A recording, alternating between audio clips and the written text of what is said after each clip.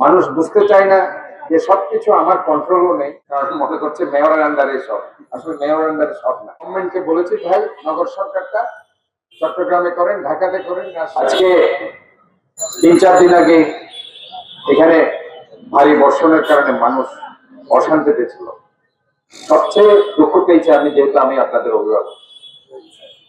কিন্তু অনেক সময় মানুষ বুঝতে চায় না যে সবকিছু আমার কন্ট্রোলও নেই, কারণ এখানে চট্টগ্রামে অনেক সংস্থা আছে যারা আলাদা আলাদা ভাবে কাজ করছে। চট্টগ্রাম উন্নয়ন কর্তৃপক্ষ এবং আর্মিরা এই খালগুলো নিয়ে কাজ করছে, বাদ দেওয়ার কারণে ওইসব জায়গায় পানি উঠছে। কিন্তু মানুষ তো মেয়রকে মনে করবে, কারণ মনে করছে মেয়রের আন্ডারে সব।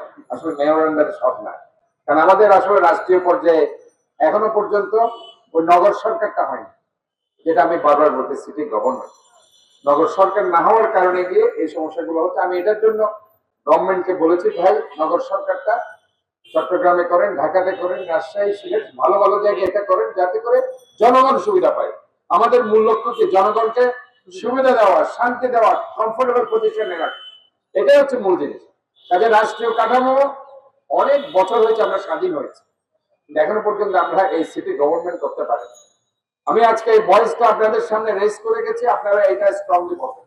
আমরা নগর সরকার চাই একটি পরিকল্পিত নগরের জন্য, আমরা বেঁচে থাকার জন্য, শান্তিতে, সম্প্রীতির সাথে, সৌহার্দ্যের সাথে। আজকে আমি তো অবশ্যই ওই দিনই বলেছি, আমি দুঃখ প্রকাশ করেছি, মাননীয় প্রধানমন্ত্রী দুঃখ প্রকাশ করেছে, সবাই দুঃখ প্রকাশ করেছে সংসদে, কারণ আমরা একটি গণতান্ত্রিক সরকার। আমাদের মাননীয় প্রধানমন্ত্রী দেশনায়ক তারেক রহমান, রাষ্ট্রনায়ক তারেক রহমান, উনি দুঃখ প্রকাশ করেছেন। কিন্তু এটাও ঠিক যে এইটা যদি আজকে প্রবল বর্ষণ না হতে কাজগুলো যদি হয়ে যেত বর্ষাকালে 6 মাসে, আপনারা আরো বেশি স্বস্তিদায়ক অবস্থা। কিন্তু এখন কাজটা তারা করতে পারেনি, কাজটা আবার বর্ষাকালের পরে করতে হবে।